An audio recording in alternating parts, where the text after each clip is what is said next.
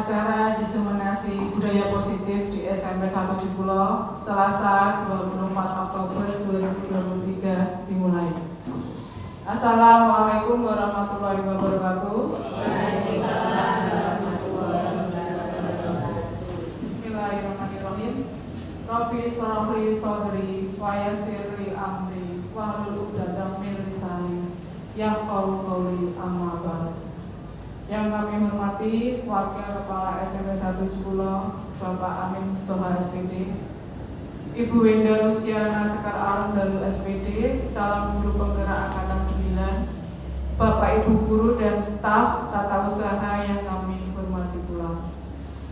Untuk mengawali acara pada siang hari ini, marilah kita ucapkan puji syukur kehadirat Allah SWT atas segala limpahan rahmat, taufik, hidayah, serta inayahnya, sehingga di siang yang cerah ini kita dapat berkumpul di tempat ini dalam acara diseminasi budaya positif di SMP 1 Jekulo dengan keadaan sehat walafiat tanpa kurang suatu apapun.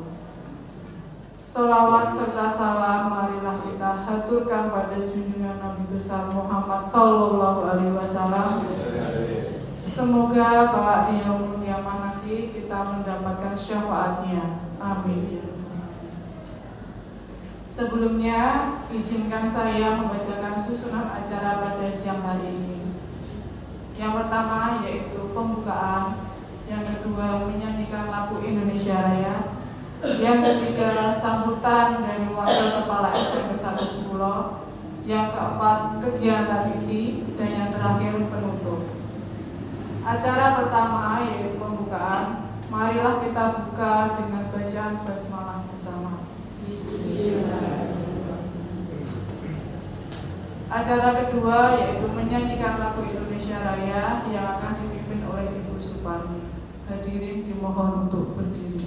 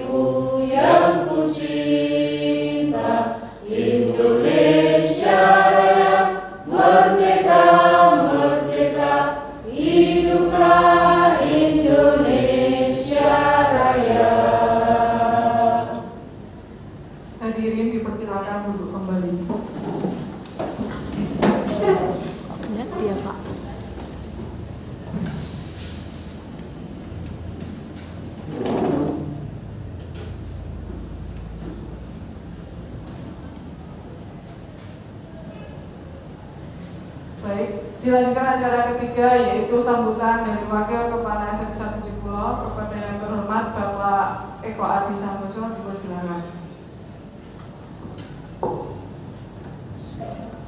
Assalamualaikum warahmatullahi wabarakatuh. Bapak, Ibu, Guru SMP 110 yang saya hormati, wabil khusus Ibu Winda yang sekarang lagi punya kerja, yaitu mengadakan aksi nyata diseminasi budaya positif. Dalam hal ini setahu saya tentang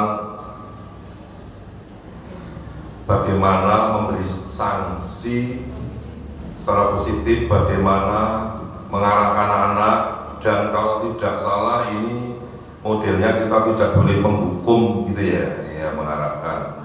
Saya yakin seyakin-yakinnya Bapak Ibu Guru itu memang tugasnya selain mengajar tentunya mendidik. Nah, ranah di dalam diseminasi budaya positif ini tentunya berada di ranah mendidik. Oleh karena itu saya mewakili Bapak Kepala Sekolah terima kasih yang pertama, ternyata aksi nyata Ibu kita ini, Bu Winda, yang sangat energik, benar-benar sangat positif. Selanjutnya pesan saya kepada Bapak Ibu peserta semua di sini, mari kita berperan aktif di dalam sesi ini supaya yang tidak tahu menjadi tahu, yang tahu lebih tahu. Akhirnya nanti untuk secara khusus Bu Winda akan menjadi benar-benar guru yang berkualitas dan membawa nama baik sekolah kita. Tentunya tidak panjang lebar karena memang tidak perlu panjang dan lebar. Saya akhiri sekian. Assalamualaikum warahmatullahi wabarakatuh.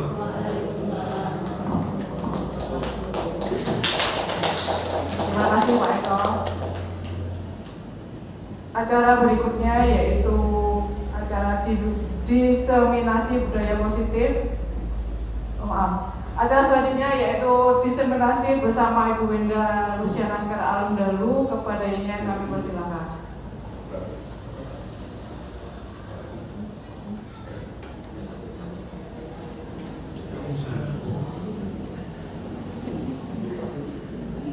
Assalamualaikum warahmatullahi wabarakatuh. Terima kasih kepada Pak Eko, Pak Amin, dan peserta diseminasi SMP 170 Budaya Positif. Terima kasih atas waktunya. Selawat serta salam kita haturkan kepada junjungan kita Nabi Muhammad SAW yang kita tunggu syafaatnya di akhir nanti. Pada kesempatan siang ini, bagaimana kabar Bapak Ibu? Masih semangat? Semangat ya dalam mengikuti diseminasi budaya positif. Nah, ini nanti banyak sekali manfaatnya.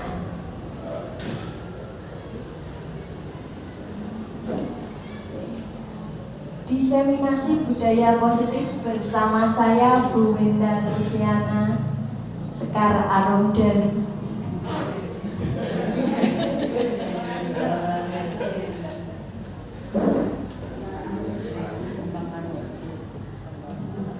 Pada kesempatan ini, materi yang akan saya sampaikan adalah konsep-konsep inti pada budaya positif. Itu ada perubahan paradigma. Seperti apa? Nanti dijelaskan. Yang kedua, disiplin positif. Yang ketiga adalah nilai-nilai kebajikan universal. Motivasi perilaku manusia, hukuman dan penghargaan. Nah, ini nanti seru. keyakinan kelas. Banyak sekali ya Bu ya. Kebutuhan dasar manusia dan dunia berkualitas. Posisi kontrol guru. Yang terakhir penerapan segitiga restitusi. Ya, ini nanti bisa diskusi bersama saya. Oke, sebelum kita masuk ke materi, apakah hukuman dapat mendisiplinkan anak?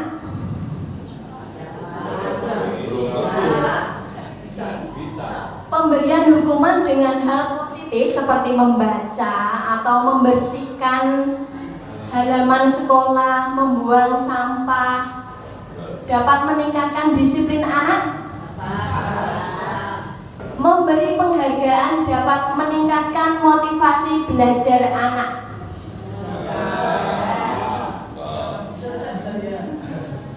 Sebelum kita ke materi, kita ke paradigma, perubahan ke paradigma. Kita praktek dulu ya, Bapak Ibu ya. Anda adalah A. Tugas Anda mengepalkan salah satu tangan Anda. Coba Anda bayangkan bahwa Anda menyimpan sesuatu yang sangat berharga. Kepalan itu ya. Di dalamnya itu ada benda berharga yang dipertahankan. Anda perlu menjaga benda tersebut sekuat tenaga karena begitu pentingnya untuk kehidupan. Tugas rekan Anda, berarti nanti sebelahan gini. Rekan Anda B mencoba dengan segala cara membuka kepalan tangan Anda. Teman Anda B boleh membujuk, menghardik, menggoda, mengintimidasi, memarahi, menggelitik.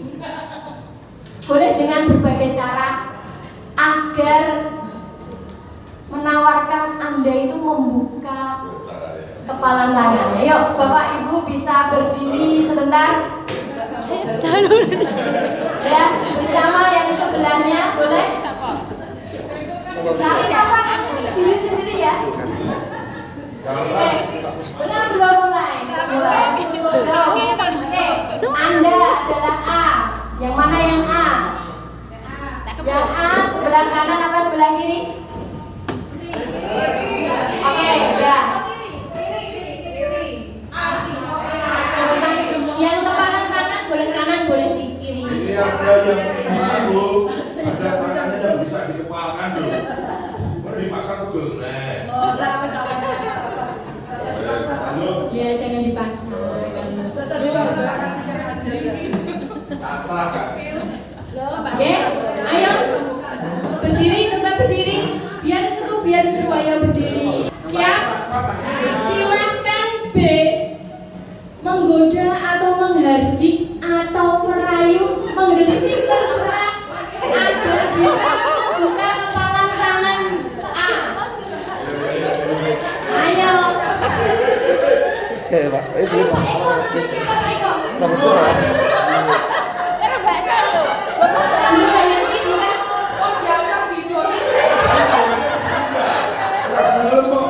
Ini terserah ya. Pakai ancaman boleh? Boleh. Pakai uang. Boleh. Mau ya. Bagaimana? Apakah bisa membuka? Bisa.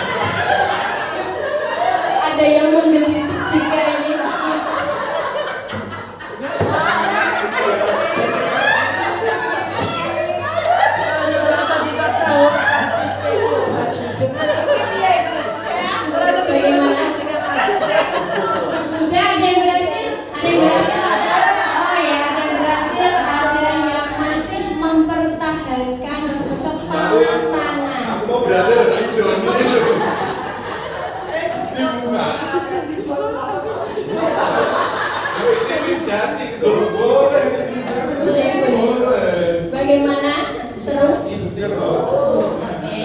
Raja intim aja. Oke. Apakah Anda atau B membuka kepalan tangan Anda? Mengapa? Apa alasannya? Anda atau B membuka kepalan tangan Anda? Jijik. Oke.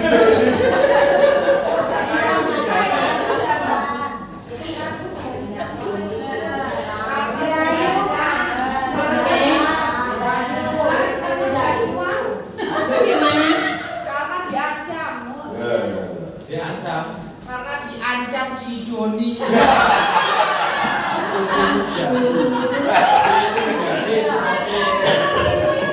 Berarti itu dengan cara yang negatif ya. SMP kurang positif. Apakah Anda atau B menutup kepalan tangan Anda tadi yang masih tetap melepal? Mengapa? Apa alasan Anda atau B menutup kepalan tangan?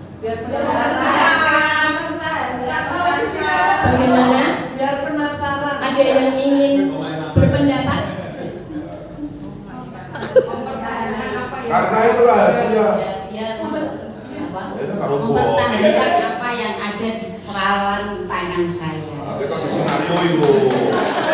Skenario itu.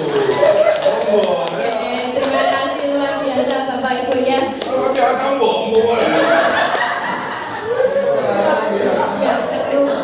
Dalam kegiatan ini sesungguhnya siapa yang memegang kendali? Siapa yang memegang kendali atau kontrol untuk membuka atau menutup kepalan tangan Anda? Oke, bagus sekali. Diri kita sendiri itulah yang dapat mengontrol diri. Oke. Bagaimana jika dalam kepalan tangan itu bukan benda berharga? Kecewa. Bagaimana? Apakah tetap mempertahankan kepalan tangan atau langsung dikasihkan? Semua keputusan ada pada diri kita sendiri. Kitalah yang bisa mengontrol diri kita sendiri. Semua berawal dari diri Kita sendiri. Apakah Bu Veda bisa mengontrol? bisa. Makna disiplin. Kita akan membahas tentang disiplin positif. Makna disiplin dalam rangka menciptakan lingkungan positif. Salah satu strategi yang perlu kita tinjau kembali adalah penerapan disiplin di sekolah. Sudah kita terapkan di sekolah SMP 110?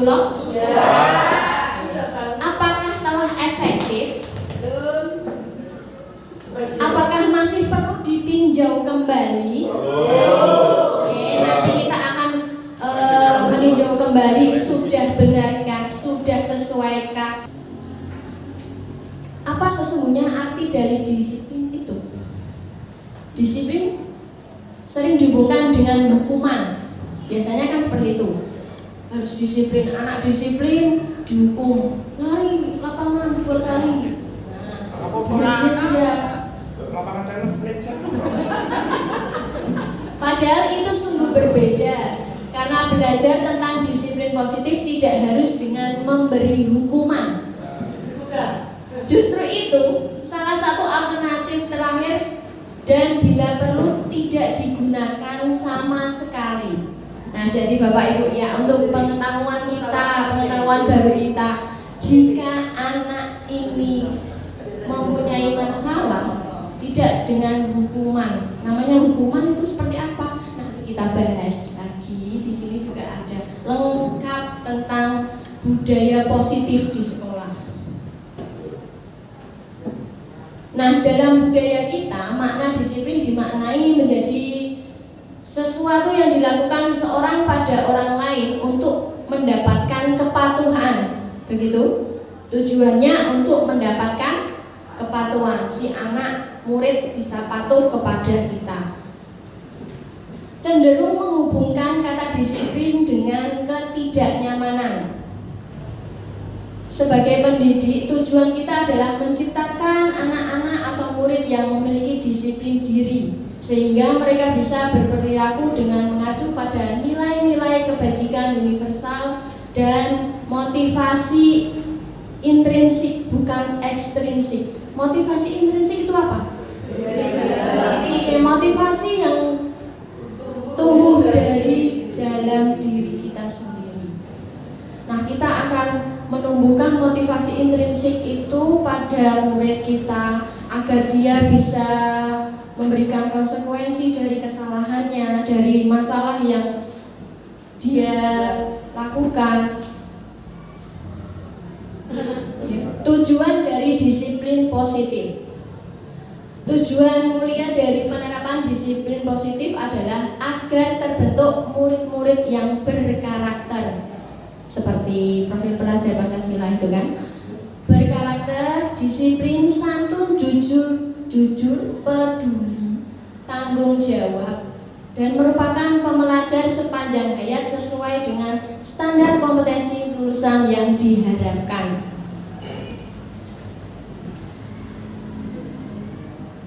Nilai-nilai kebajikan universal itu ada banyak sekali, ada rasa hormat, ada rasa saling menyayangi, ada.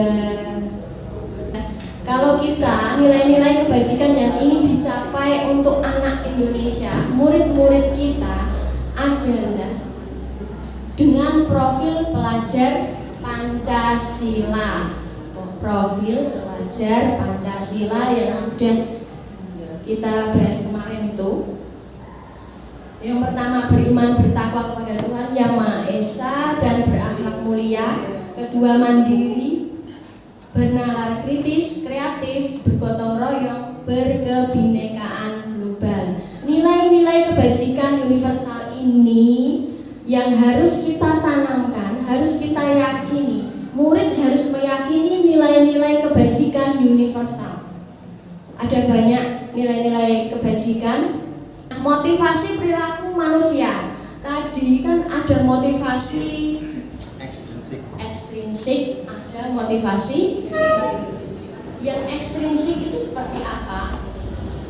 Pertama, untuk menghindari ketidaknyamanan. Ini adalah motivasi yang murid itu menghindari ketidaknyamanan atau menghindari hukuman. Saya tidak mau dihukum, jadi saya harus disiplin. Seperti itu kan? Apa yang akan terjadi jika saya tidak melakukannya?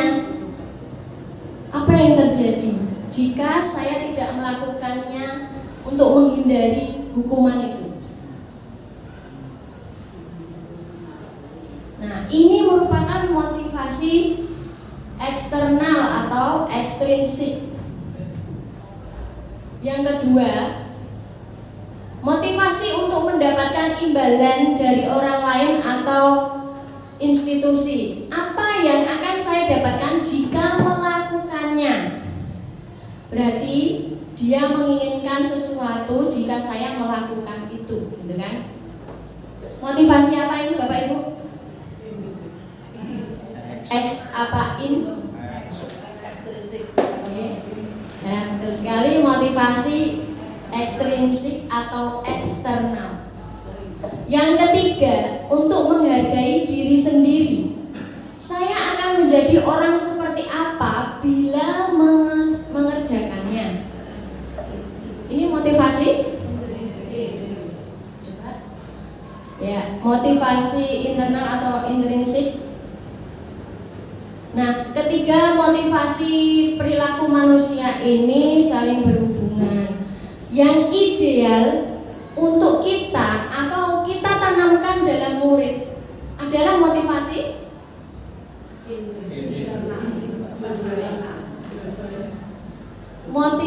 perilaku manusia yang ideal adalah motivasi internal. Karena apa? Untuk menjadi orang yang mereka inginkan dan menghargai diri sendiri. Ya, jadi motivasi itu tumbuh dari dalam diri sendiri, tumbuh dari dalam murid itu sendiri, bukan terpengaruh dari luar. Aku nanti mau datang tepat waktu biar nggak dihukum sama Pak Eko.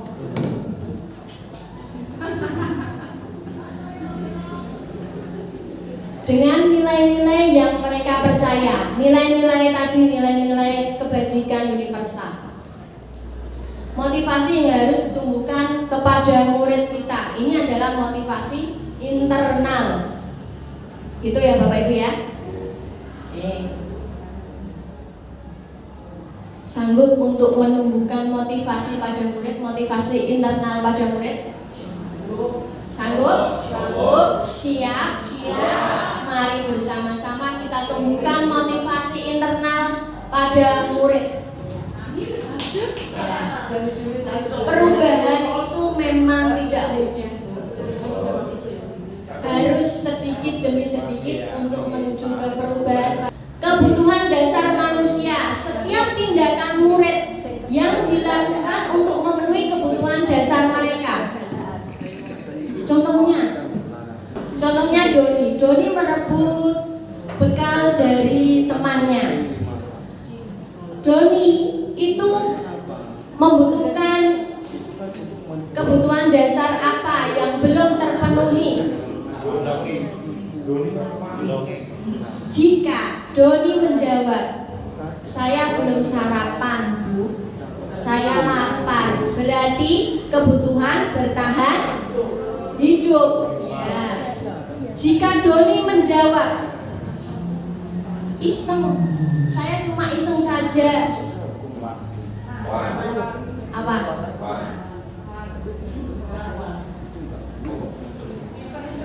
Iseng.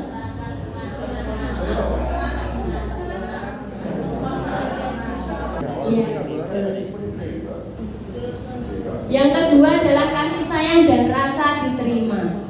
Nah, jika Doni tadi merebut dan dia menjawab, biar orang tua saya dipanggil Bu.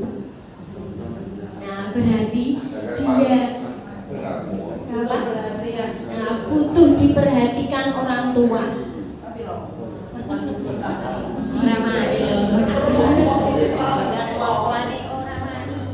Penguasaan, kebutuhan pengakuan atas kemampuan.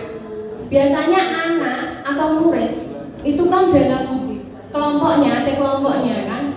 Nah itu saya harus diakui atas kemampuan saya dengan cara mereka. Contohnya gimana? Menjadi pemimpin geng contohnya. Nah seperti itu. Nah dia ini kebutuhan dasar manusia atas penguasaan, kurangnya, tidak terpenuhinya penguasaan. Untuk kebebasan, kebutuhan akan pilihan. Setiap orang pasti memiliki kebebasan untuk memilih. Saya mau di jalan yang benar, apa di jalan yang salah. Jangan sampai salah jalan. Kebutuhan kesenangan, kebutuhan untuk merasa senang. Ini kebutuhan-kebutuhan dasar manusia. Jika salah satu dari kebutuhan dasar, 5 kebutuhan dasar ini tidak terpenuhi dari murid, pasti murid akan melakukan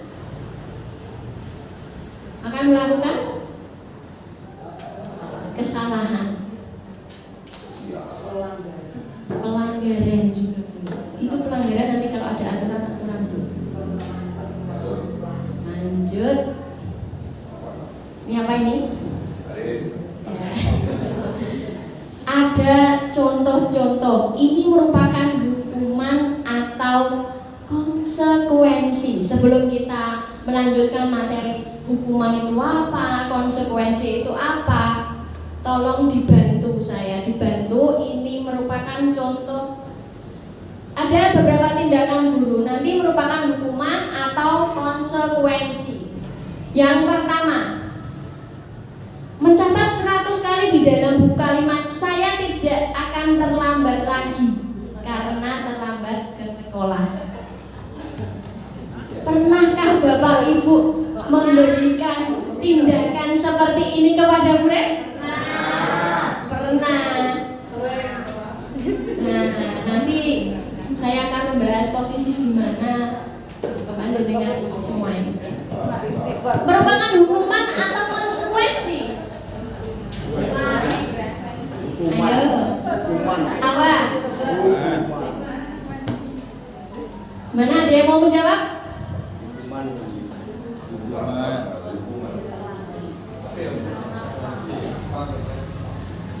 Menurut saya, kalau ada siswa kita minta untuk mencatat 100 kali, misalnya gini nih, kalau di kasus matematika itu ya, ada siswa itu kita minta untuk menghafalkan rumus, misalnya rumus untuk menentukan titik potong dengan sebuah itu kan, mencari nilainya menggunakan rumus, misalnya X1 X2 sama dengan B plus minus akar D per 2A.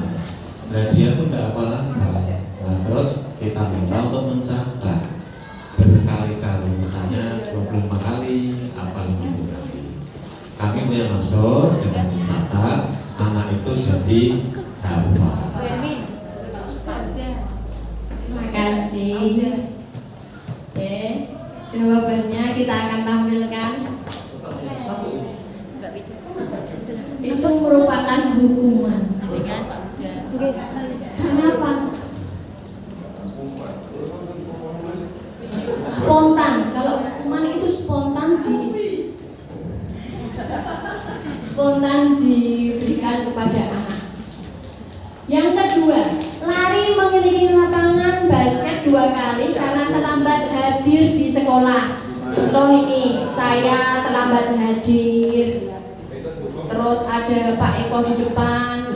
Bu Indah, kamu lari mengelilingi lapangan 2 kali. Biar besok tidak terlambat lagi. Konsekuensi. Apa? Konsekuensi. Hmm. Spontan. Apa? Bapak Ibu? Ya, betul. Ini adalah hukuman. Yang ketiga lagi ya, biar semakin paham manakah yang merupakan hukuman, manakah yang merupakan konsekuensi. Murid diminta untuk push up 15 kali karena tidak menggunakan masker ke sekolah. Oke, betul lagi. Sudah semakin paham ya. Yang ketiga, menggantikan kertas tugas teman yang telah dicoret-coret. Bagus sekali.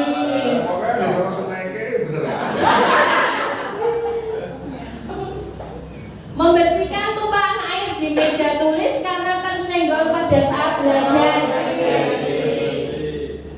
Betul. Murid diminta bertelanjang kaki sepanjang hari karena tidak menggunakan sepatu warna hitam sesuai peraturan sekolah. Berasa berkaca enggak, Bu? Ya. Pak? Ya. Pernahkah Bapak Ibu melakukan seperti itu? Boleh tidak? Boleh. Apa ini? Hukuman. Betul ya. Terakhir, kehilangan 10 menit jam istirahat untuk mengerjakan tugas karena terlambat datang dan tertinggal pelajaran 10 menit. Konsekuensi, berarti sudah paham manakah yang hukuman, manakah konsekuensi. Hukuman dan penghargaan. Tentang penghargaan berlaku sama dengan hukuman. Kok bisa? Kok bisa? Penghargaan itu sama dengan hukuman. Kenapa? Dalam arti meminta atau membujuk seseorang melakukan sesuatu untuk memenuhi suatu tujuan tertentu. Dari orang yang meminta atau membujuk ada dorongan eksternal. Kita tadi harus menemukan motivasi apa? Internal. Nah, adanya hukuman dan penghargaan itu sama-sama memiliki motivasi eksternal dan faktor ketergantungan. Contohnya kayak gini, ada murid yang dapat nilai 100 terus dapat hadiah kepada murid. Dampaknya adalah, nah, ada pengaruh jangka pendek dan jangka panjang, mempengaruhi sikap seseorang. Penghargaan itu menghukum. Tadi ini gimana tuh? Gimana, Bapak Ibu? Fakultas hukum, fakultas penghargaan. Penghargaan itu menghukum. Apa maksudnya? Apa yang menyatukan? Bagaimana ya Bu Sekar Mesti boh. Menurut saya Karena mau dengan memberikan suatu penghargaan anak itu harus mempertahankan nilainya. Nah, karena dia sudah diberi hadiah itu tadi. Nah, kalau dia nanti nilainya turun, kan tidak dapat hadiah lagi. Harus tetap dipertahankan. Menurut saya seperti itu. Ya tetap benar Pak. Terima kasih. Jangan menyalahkan orang tua. Kita berikan aplaus kepada Bu Sekar, Mrs. Sekar Tanjung. Sekarang Tanjung Aruban. Yang ketiga, penghargaan mengurangi ketepatan dan tidak efektif. Jika kita memberikan penghargaan, memberikan hadiah kepada murid, mengurangi ya, ketepatan. Nek nggak dikasih hadiah, dia nggak akan mengerjakan tugas tepat waktu. Tidak efektif. Jika seorang guru tidak memberikan hadiah lagi, apa yang dilakukan murid? Tidak mau kan? Nah, begitulah penghargaan itu menghukum. Penghargaan merusak hubungan. Hubungan yang seperti apa? Kita kan saling menghargai. Contoh ya, saya mendapatkan predikat A, mendapatkan medali contohnya. Terus ada Bu Endah, itu iri melihat saya. Bu Endah iri melihat saya. Kuwi terus saya entuk. Hubungan akan renggang, ada rasa iri dari teman. Jadi tanda apa? Mampu. Penghargaan menurunkan kualitas, mematikan kreativitas. Kalau tidak ada penghargaan, saya tidak akan kreatif. Tidak akan mau melakukan seperti itu yang diharapkan oleh guru. Orang anu hadiah ini kok. Emang aku murid kan seperti itu. Nggak ada apa-apanya. Kata Bu Siti, tuman. Penghargaan mengurangi motivasi internal ini tadi. Kurang motivasi dari diri kita. Selanjutnya, apa itu restitusi? Ini adalah teori baru. Saya juga baru mendapatkan ini di guru penggerak. Kita akan belajar bersama tentang restitusi. Tadi sudah ada hukuman, penghargaan, konsekuensi, sekarang restitusi.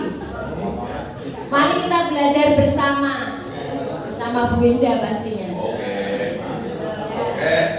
Restitusi anak. Restitusi adalah proses menciptakan kondisi bagi murid untuk memperbaiki kesalahan mereka, sehingga mereka bisa kembali kepada kelompok mereka dengan karakter yang lebih kuat. Intinya apa ini? Menciptakan kondisi untuk memperbaiki kesalahan. Murid sendiri yang akan menentukan keputusan untuk memperbaiki diri dia sendiri. Restitusi juga adalah proses kolaboratif. Ada kolaboratif, berarti kita harus bekerja sama, harus bisa menciptakan budaya positif di sekolah dengan kolaboratif yang mengajarkan murid untuk mencari solusi untuk masalah dan membantu murid berpikir. Murid ini berpikir sendiri tentang orang atau apa yang mereka inginkan dan bagaimana mereka melakukan. Yang saya tampilkan praktek segitiga restitusi. Sebelumnya kita ke restitusi dulu.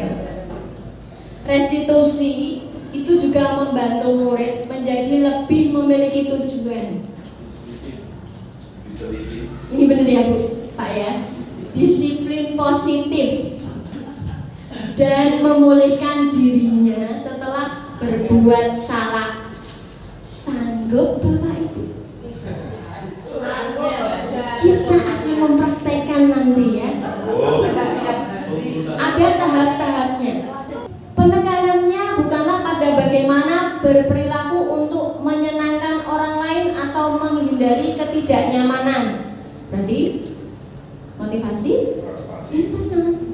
Namun tujuannya adalah menjadi orang yang menghargai nilai-nilai kebajikan yang dia percaya, yakini. Nilai-nilai kebajikan universal. Restitusi dianggap mampu menyelesaikan masalah murid karena memiliki ciri-ciri. Yang pertama, belajar dari kesalahan. Restitusi itu belajar dari kesalahan. Seorang murid melakukan kesalahan, dia belajar dari kesalahan. Caranya gimana? Nanti dulu. Mampu memperbaiki hubungan. Restitusi adalah tawaran. Guru memberikan tawaran kepada murid dan murid yang menentukan pilihannya. Menuntun untuk melihat ke dalam diri. Mencari kebutuhan dasar murid. Restitusi adalah cara yang terbaik. Jangan bilang angel dulu Bu. Kita akan mencoba bersama-sama kolaborasi antara guru, murid, dan orang tua. Fokus pada solusi dan karakter, bukan tindakan. Kita fokusnya pada solusi. Restitusi itu menguatkan.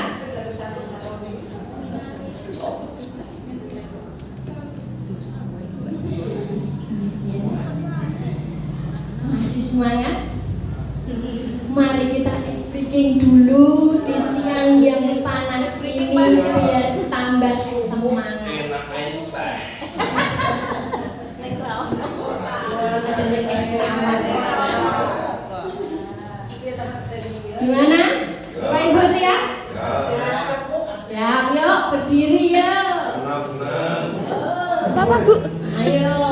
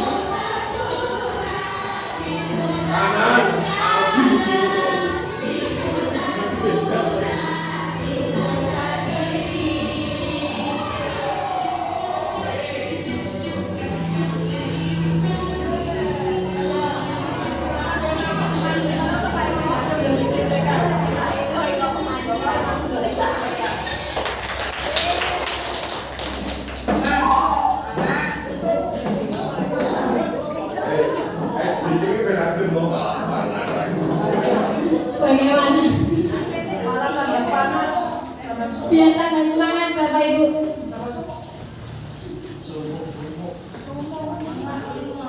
Terima kasih. Ice breaking-nya seru bukan?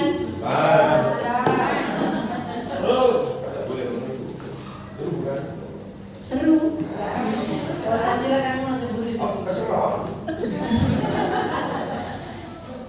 Tadi sudah kita pelajari. Wah, ini langsung kipasan semua ini. Tambah semangat di siang hari yang panas ini. Bisa minum dulu Bapak Ibu. Oke, lanjut lagi. Sudah siap? Materi selanjutnya tentang hukuman, konsekuensi, dan restitusi. Perbedaan mereka bertiga ini apa? Nah ini, kalau kita memberikan hukuman, Bapak Ibu guru memberikan hukuman kepada murid, berarti ada pada identitas gagal. Dampak pada murid, marah, merasa bersalah, rendah diri, mengasingkan diri. Kok bisa?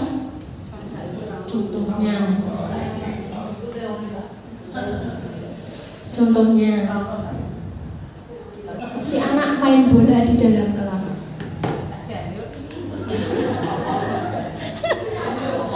Ini ada kejadian ya di kelas 8E, kelas saya itu. Anak bermain bola di kelas dan masih pada jam pelajaran. Otomatis bola yang ditendang tadi itu kena koridor atau pembatas kelas itu, dang, terus kena temannya juga. Tindakan kita untuk menyikapi permasalahan anak tersebut itu seperti apa? Itu merupakan hukuman, Mbak Eko. Hukuman. Dampaknya jika anak dikeplak, berarti dia merasa bersalah, marah bisa. Ya. Oh nanti ada contohnya, saya nanti akan ya, perubahan itu memang tidak mudah. Seperti yang saya ngomongkan dari yang pertama, perubahan untuk menjadi lebih baik itu tidak mudah. Budaya positif ini tiba-tiba tidak diharapkan atau sangat melukai. Hukuman itu dibuat spontan oleh guru. Langsung pada saat itu seketika juga guru memberikan hukuman. Contohnya ya, ada anak laki-laki yang rambutnya panjang. Seharusnya bagaimana Pak Tan? Oke, peringatan pertama, peringatan kedua, ketiga tidak diberi. Itu merupakan tindakan yang paling akhir, sebabnya sudah. Iya, seperti yang tadi dihukuman. Itu adalah langkah terakhir, tapi lebih baik tidak digunakan. Menyakitkan, guru menjalani konsekuensi dengan menyalahkan, mengkritik, menyindir, merendahkan. Halo, Bu Siti. Bukan. Sabar dulu Bu Siti.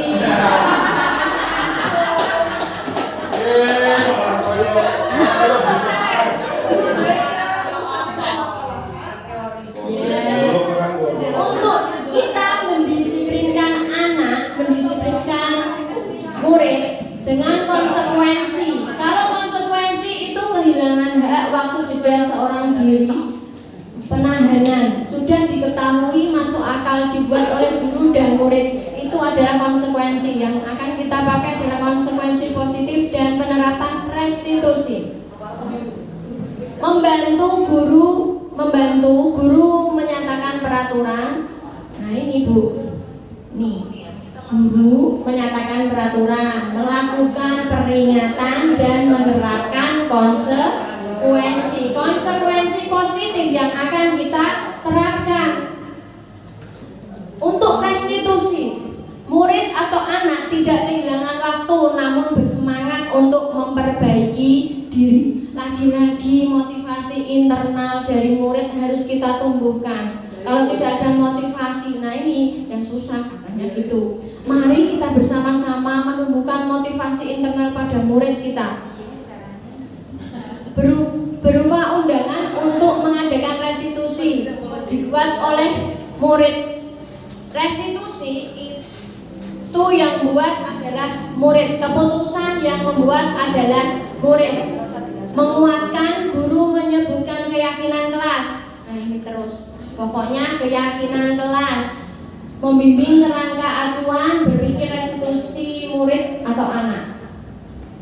Dari tadi kok keyakinan terus. Nah itu nilai-nilai kebajikan universal itu yang kita yakini menjadi keyakinan kelas. Lanjut. Nah, ada 5 posisi kontrol guru.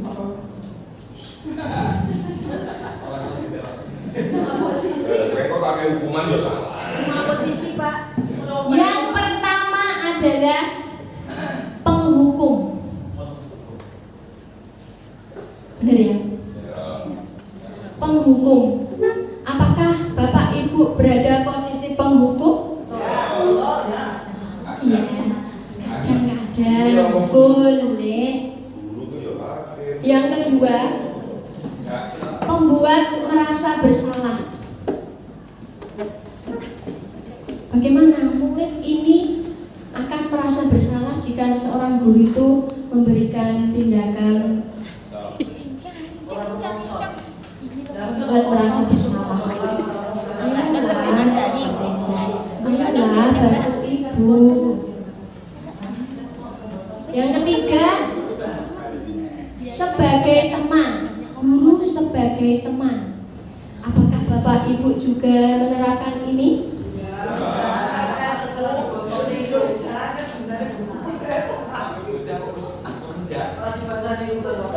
Yang keempat adalah pemantau.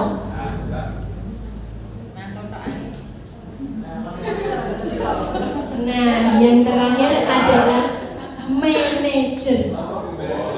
Siapa ini? Kita akan berusaha menjadi guru yang berada pada posisi manajer. Itu membuat orang salah jadi fotonya batang mau. Di manakah posisi Bapak Ibu ini penghukum, merasa bersalah, teman, pemantau, atau manajer? Semua? Kita akan membahas satu persatu lebih dalam lagi. Ada permasalahan, contohnya Adi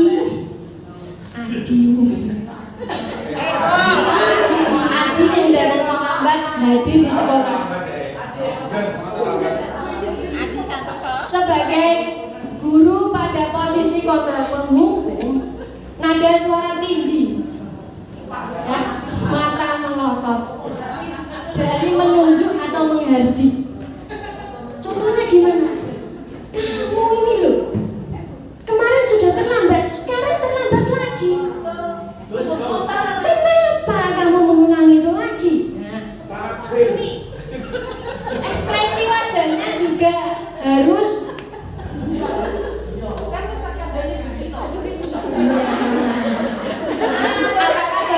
apakah Bapak Ibu seperti itu?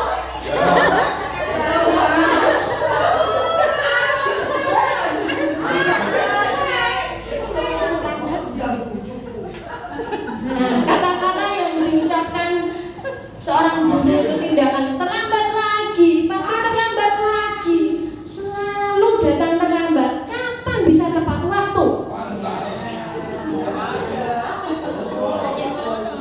Jika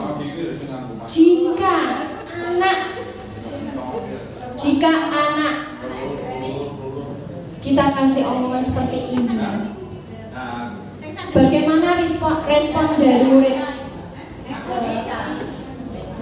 Takut kan? Murid akan takut pada kita. Pak Tanu galak, Bu Wenda lo galak. Nggih Bu. Saestu Bu.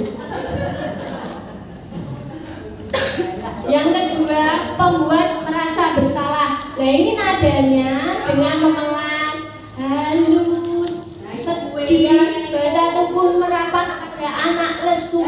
Yang terus guru yang mengatakannya gimana? Adik, gitu kan? Harus dengan suara memelas. Adik, kamu ini bagaimana ya? Kamu sudah berjanji dengan ibu tidak akan terlambat lagi. Kamu kenapa ya senang sekali mengecewakan ibu? Ibu benar-benar kecewa sekali. Bagaimana? Yang menggarisbawahi bahwa ini pembuat merasa bersalah adalah ini loh. Kenapa kamu senang sekali mengecewakan ibu? Dampaknya apa kepada murid jika dikasih tindakan seperti itu? Nah, merasa bersalah, murid akan melakukan itu demi guru. Kamu jangan mengecewakan ibu lagi, gitu kan? Jadi murid akan termotivasi eksternal. Murid termotivasi eksternal karena melakukan sesuatu itu demi tidak akan mengecewakan gurunya. Saya mengidolakan Bulis, jadi saya manut sama Bulis.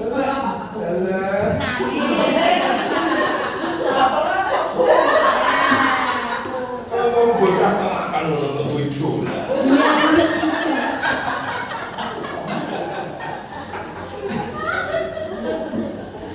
posisi kontrol guru teman, sebagai teman ramah, akrab, dan bercanda. Bahasa tubuhnya merapat pada murid, mata tersenyum jenaka. Bagaimana tindakan guru atau ucapan yang dikatakan oleh guru tentang Adi tadi yang terlambat?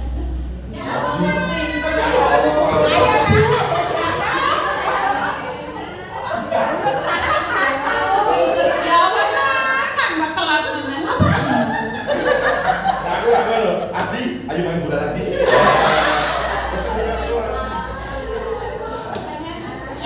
Adira, betul Pak Eko. Ada kata ayolah. Betul. Ayolah, bagaimana sih kamu? Kemarin kamu sudah berjanji kepada ibu, bukan? Kenapa terlambat lagi? Sambil tertawa. Guru kok sabar ya.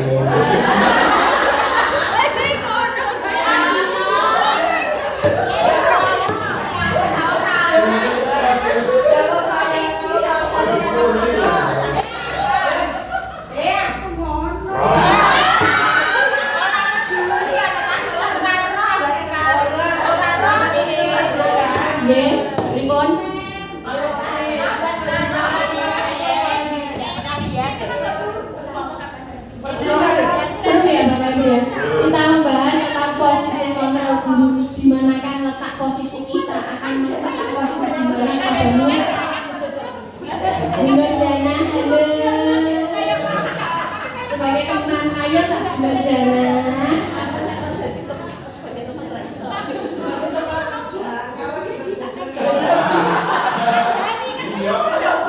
Empat adalah posisi guru sebagai pemantau, nada suara datar, bahasa tubuh yang formal. Kata raja. Aja, gue kita telat terus. Gitu ya Bu ya. Nah ini kamu terlambat. Ini datar ya.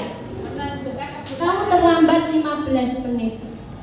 Halus menang. Apakah kamu sudah mengerti konsekuensi yang harus dilakukan bila terlambat?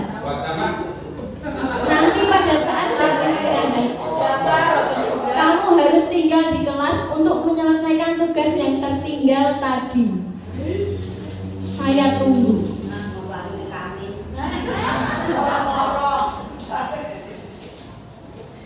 Ini pemantau. Yang kelima posisi apa? Manajer. Nada suara tulus, bahasa tubuh tidak kaku, mendekat kepada murid.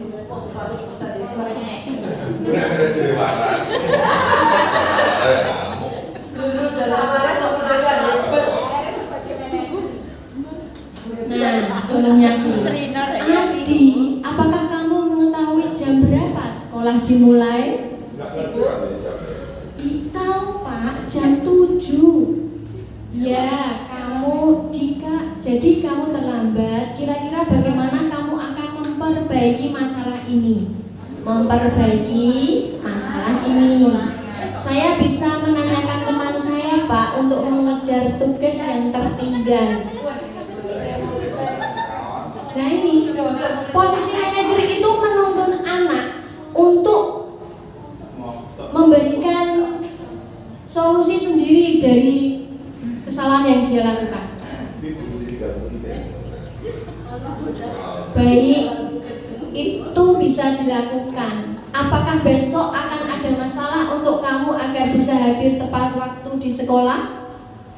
Tidak Pak, saya bisa hadir tepat waktu.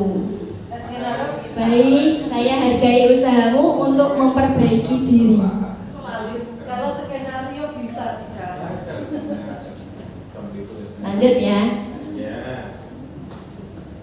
Tujuan posisi manajer. Kita diharapkan para pendidik ini berada pada posisi manajer, ya sekurang-kurangnya pemantau dan manajer. Kenapa? Murid dapat menjadi pribadi yang mandiri, merdeka, bertanggung jawab atas segala perilaku dan sikapnya, yang pada akhirnya dapat menciptakan lingkungan yang positif, nyaman, dan aman.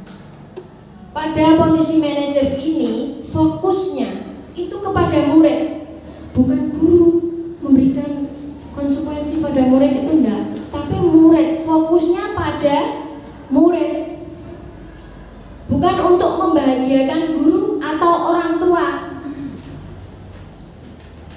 Biar bapak ibu guru bahagia, biar bapak ibu guru senang, biar orang tua senang.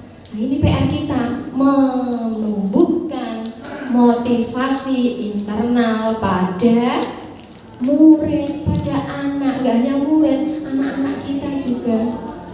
Bismillah.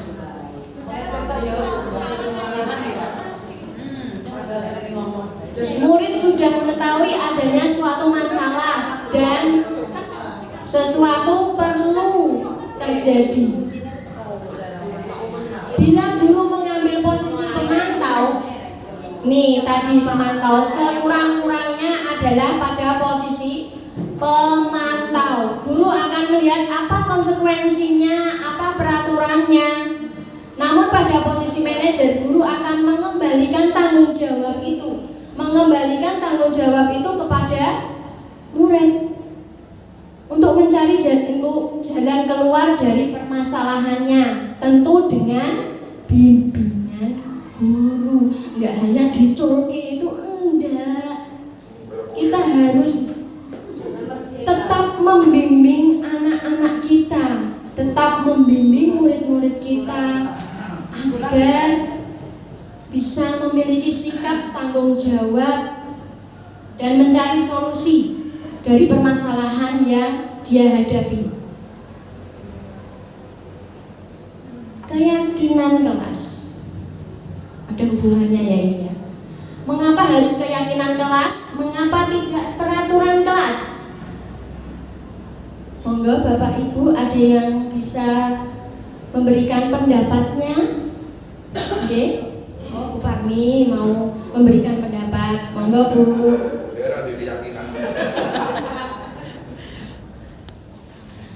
Kalau keyakinan kelas itu hasil dari kesepakatan antar warga kelas sendiri, bahwa konsekuensi apa yang akan diterima warga kelas tersebut apabila terjadi pelanggaran atau kesalahan di kelas tersebut, dan itu sepakat. Jadi tidak berdasarkan tunjukan atau putusan seseorang, tapi berdasarkan usulan dari seluruh warga kelas. Oh, terima kasih ya Bu ya jawabannya. Untuk mendukung motivasi internal, kembali ke nilai-nilai keyakinan lebih menggerakkan seseorang dibandingkan mengikuti serangkaian peraturan. Jadi apa yang diyakini murid itu akan lebih bermakna daripada mematuhi peraturan-peraturan yang ada. Adanya peraturan untuk oh seperti itu. Makanya kita memberikan keyakinan kelas. Ini kebanyakan Bapak Ibu sebagai wali kelas ya. Mulai dari sekarang kita akan menyusun, mengajak murid-murid kita untuk menyusun keyakinan kelas. Bagaimana caranya? Untuk wali kelas ini menyusun keyakinan kelas. Pembentukan keyakinan sekolah atau kelas. Sekolah bisa, kelas bisa. Yang pertama, keyakinan kelas itu bersifat abstrak, berupa pernyataan universal. Contohnya, pernyataan keyakinan kelas senantiasa dibuat dalam bentuk positif. Contohnya, untuk kebersihan, ya kan? Keyakinan kelas yang akan kita tulis apa? Siswa harus hadir tepat waktu. Kebersihan Bapak. Dan pulang langsung Ibu. Dan langsung membersihkan kelas. Tepat waktu dan Apa? Keyakinan yang bisa dibentuk. Buanglah sampah pada tempatnya. Jagalah kebersihan kelas. Nah, pernyataan keyakinan kelas senantiasa dibuat dalam bentuk positif. Ya, ini guru bahasa Indonesia ini. Kalimatnya positif, tidak boleh negatif. Kalimat positif itu kayak seperti apa?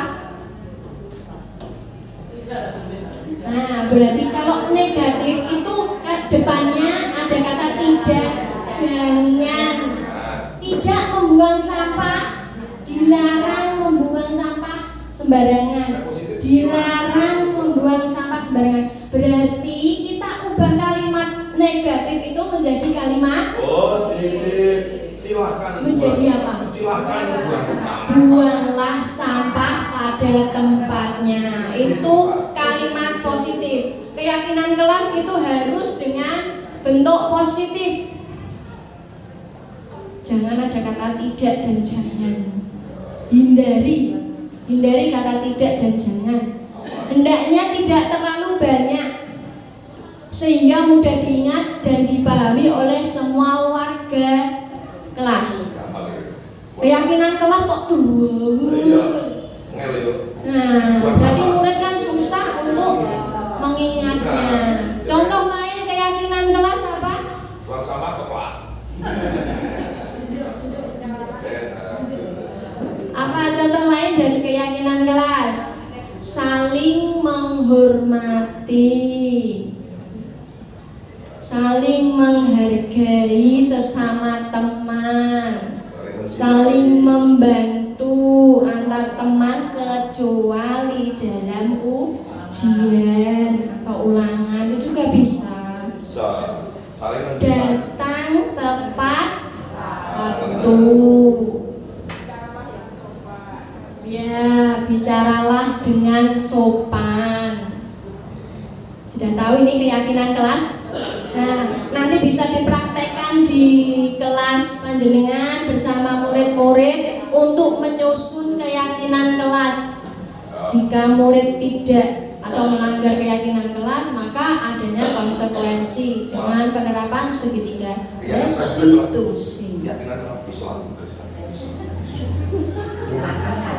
sesuatu yang dapat diterapkan di lingkungan tersebut, yang ada di sekitar kita saja. Nggak usah jauh-jauh keyakinan kelas kok tekan kelas liyo, kan enggak. Semua warga kelas hendaknya ikut berkontribusi dalam pembuatan keyakinan kelas lewat kegiatan curah pendapat. Ini bisa diberikan kegiatan seperti memberikan kertas post-it pada anak-anak, suruh menuliskan keyakinan kelas apa yang ingin ditulis. Nanti bisa ditempel, dicari kesimpulan dari keyakinan kelas, apa yang nilai-nilai yang diyakini oleh murid. Yang selanjutnya, meninjau kembali keyakinan kelas dari waktu ke waktu. Dari waktu ke waktu, oh ini masih bisa digunakan, oh ini sudah perlu diperbaiki, perlu ditinjau lagi.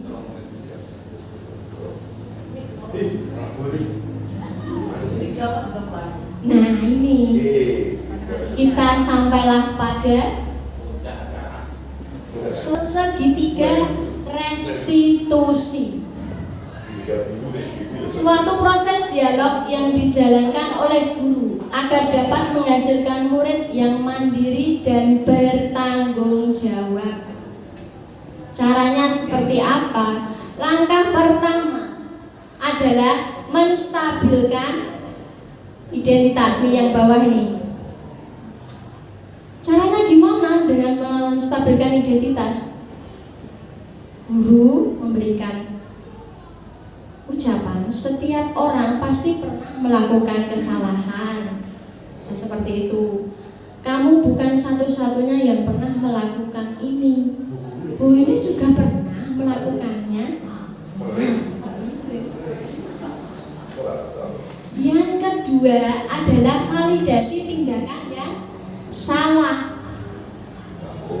Kamu tentu punya alasan mengapa melakukan itu. Nah, ini adalah mencari informasi kenapa si anak ini melakukan itu. Pasti ada alasannya. Adakah cara yang lebih efektif untuk mendapatkan apa yang kamu butuhkan? Dan langkah yang ketiga, namanya segitiga ya, ada 3 sisi ya.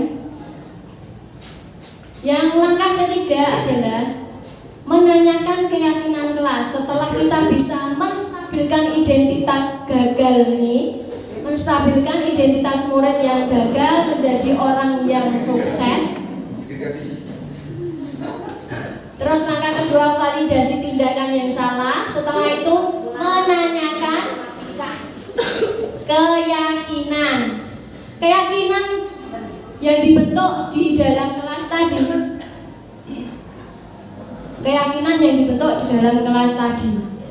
Nah, makanya perlu sekali kita sebagai wali kelas atau guru mata pelajaran boleh menentukan keyakinan kelas. Keyakinan kelas mata pelajaran IPA, keyakinan kelas mata pelajaran bahasa Indonesia, mengumpulkan tugas tepat waktu contohnya. Keyakinan kelas apa yang telah kita sepakati? Kamu ingin menjadi orang yang seperti apa? Untuk menstabilkan identitas itu adalah mengubah identitas anak dari orang yang gagal karena melakukan kesalahan menjadi orang yang sukses. Maksudnya gimana? Anak yang melanggar peraturan karena sedang mencari perhatian, melanggar peraturan karena sedang mencari perhatian adalah anak yang sedang mengalami kegagalan. Dia mencoba untuk memenuhi kebutuhan dasarnya, namun ada benturan. Tadi kebutuhan dasar manusia tadi ada 5 kan? Contohnya saya kurang si Adi tadi kurang kasih sayang. Nah, dia terlambat karena tidak diperhatikan oleh orang tua. Makanya dia seperti itu. Dengan cara seperti apa kita akan menstabilkan identitas? Berbuat salah itu tidak apa-apa. Tidak ada manusia yang sempurna. Saya juga pernah melakukan kesalahan itu. Kita bisa menyelesaikan ini. bapak atau ibu tidak tertarik mencari siapa yang salah. Ibu tidak akan mencari siapa yang salah. Kita akan mencari solusi bersama-sama. Untuk langkah kedua adalah validasi tindakan yang salah. Tujuannya menunjukkan bahwa guru memahami alasan dibalik tindakan murid. Kita menggali informasi kenapa si anak ini melakukan kesalahan. Alasannya apa? Caranya dengan memberikan perkataan, padahal kamu bisa melakukan yang lebih buruk dari ini ya, tapi kamu tidak melakukannya. Kamu pasti punya alasan mengapa melakukan hal itu. Kamu patut bangga pada dirimu sendiri karena kamu telah melindungi sesuatu yang penting buatmu. Jadi contohnya kepalan tangan tadi. Kamu boleh mempertahankan sikap itu, tapi kamu harus menambah sikap yang baru.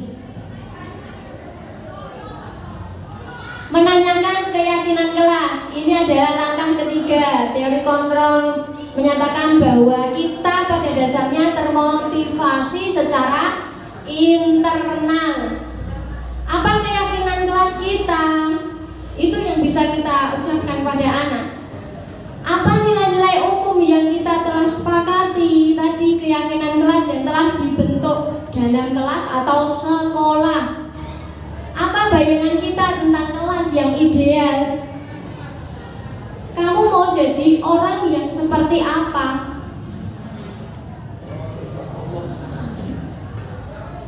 Nah, ada praktik segitiga restitusi.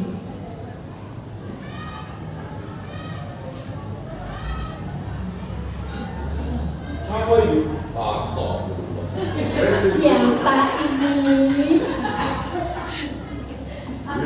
Umum.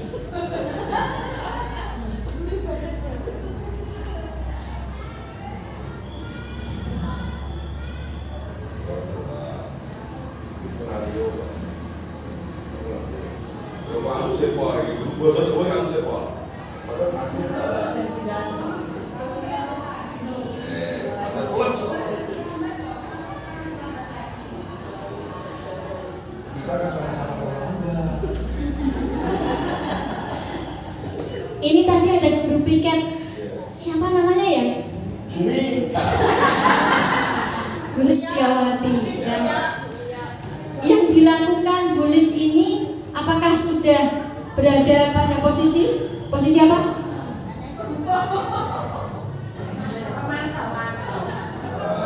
Apa? Tadi ada 5: penghukum, pembuat merasa bersalah, teman, pemantau, manajer. Mana pendapatnya? Oh, Bu Anis mau berpendapat? Pemantau. Oke, ini guru piket tulis hanya sebagai pemantau. Nah, selanjutnya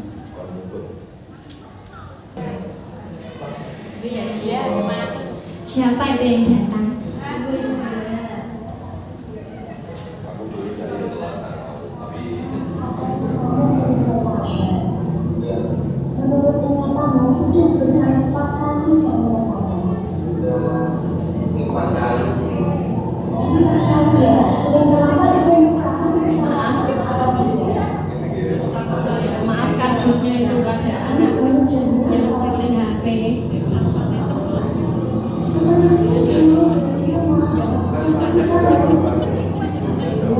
Terus kamu berada di mana di rumah?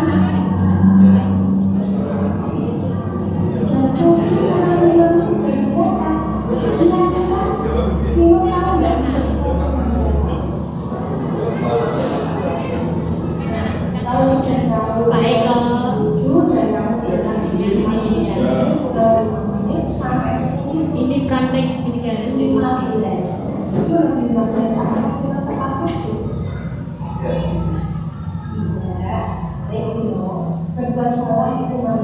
Ini langkah apa ini? Setiap orang pasti melakukan kesalahan.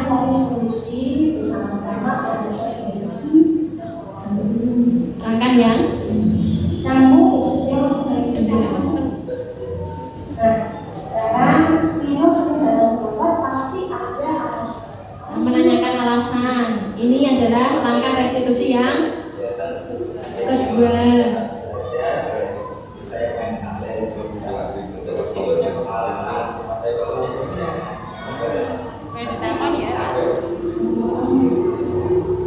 Oh, jadi seperti itu. Kamu mungkin banyak kegiatan di sekolah, di rumah juga itu sampai sehingga kamu baru terlambat dan berangkat sekolah jadi Vino masih ingat keyakinan kelas kita ya kemarin dibentuk di kelas KKP. Kira-kira keyakinan kelas apa yang Menanyakan keyakinan kelas. Nah, sekarang kita harus selalu memahami keyakinan kelas kita. Kamu bersedia memperbaiki kesalahanmu setelah ini apa yang akan kamu lakukan? Ya, saya minta maaf dan mencoba saya dengan lebih baik lagi. Semua ya, agar tidak terulang lagi. Alamnya juga harus diistirahat.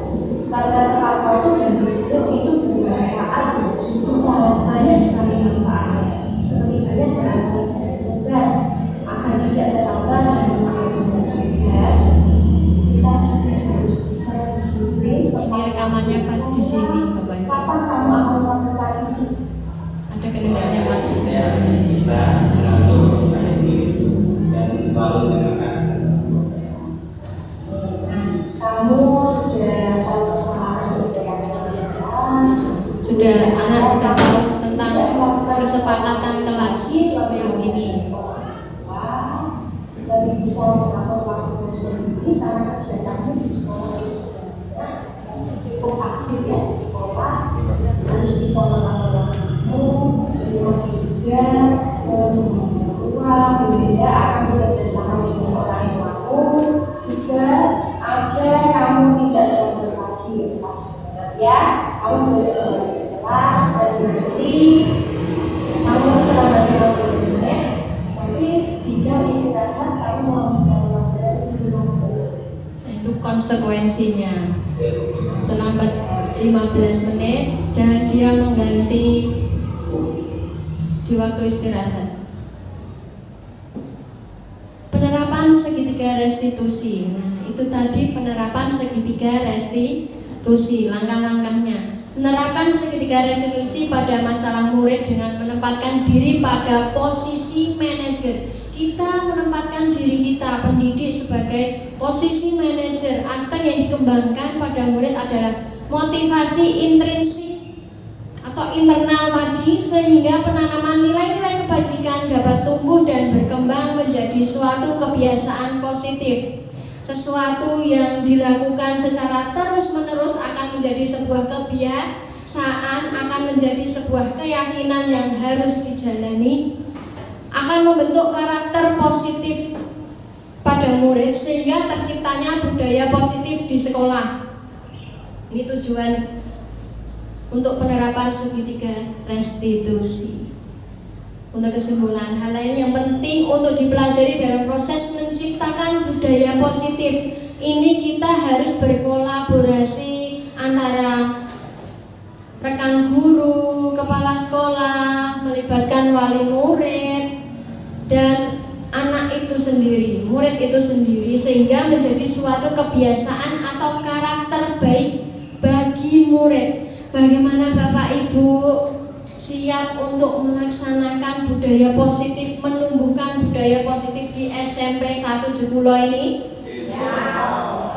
Mari kita tanamkan budaya positif dengan menumbuhkan motivasi internal pada anak, sehingga anak bisa memperbaiki dirinya sendiri, memberikan tanggung jawab keputusan dia dalam menyelesaikan masalah. Ini perubahan paradigma baru. Terima kasih. Sampai jumpa di sesi belajar selanjutnya. Bapak Ibu yang luar biasa, terima kasih atas partisipasinya. Wassalamualaikum warahmatullahi wabarakatuh. tetap semangat dan semoga bermanfaat. Demikianlah acara diseminasi budaya positif yang telah difasilitasi oleh Ibu Winda.